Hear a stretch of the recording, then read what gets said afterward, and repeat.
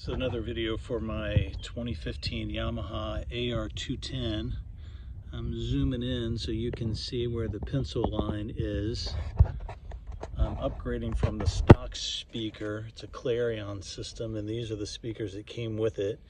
You want to make sure that you match your ohms. So if you've got 4 ohm speakers, you want to go with a 4 ohm speaker. I'm using these Rockvilles 6.5s. I'm gonna install an amp too, but that's a phase 2 right now. I'm just getting the speakers in today. I was hoping, because they were both 6.5s, I wasn't gonna have to cut the hole to make it bigger. But as you can see, these are quite a bit larger, but not as bad as you think based on that pencil line.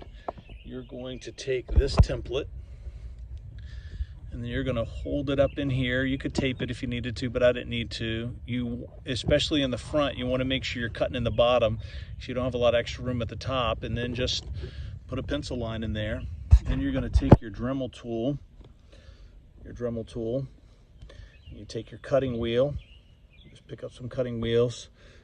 They have all different kinds, so if you don't know what kind to get, you can just ask the person at the hardware store for help. I don't know what kind these are. And then you're just slowly cutting along the way. Take your time, be super gentle.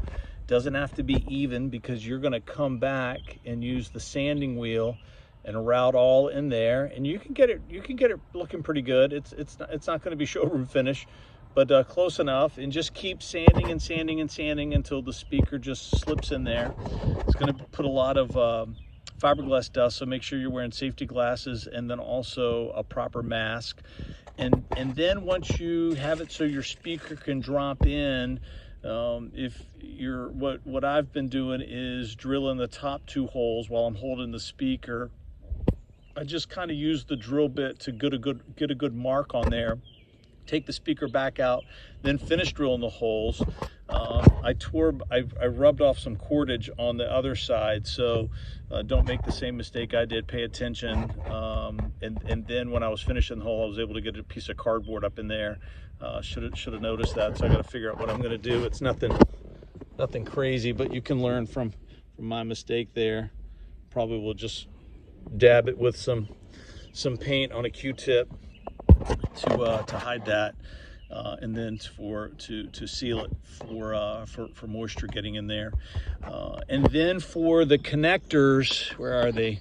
These connectors are a little bit big for the Rockville speakers, so I replaced those connectors on the back. I don't know why I didn't think of this, but up front, you can just use a crimper and just crimp down on them just a hair, and then you can it'll snug up really nice. This is what it looks like finished, so looks the same in the back. I think they look good with the boat. I think they're going to sound great, especially once the amp gets installed. So hope that helps. Again, you're going to need your Dremel, your cutting wheel, your sanding wheel, Phillips head screwdriver. I've got these towels out to kind of minimize the dust in the boat, and then I've got this little portable Ryobi vacuum cleaner. I've got the Ryobi drill, and then you should be able to do it. Just take your time, and you can end up with a much better system than the one that's installed. The amp's going to go in here. Again, I'll do a video of that as well. That's going to go in there under the captain's helm. So hope this helps, and thanks for watching.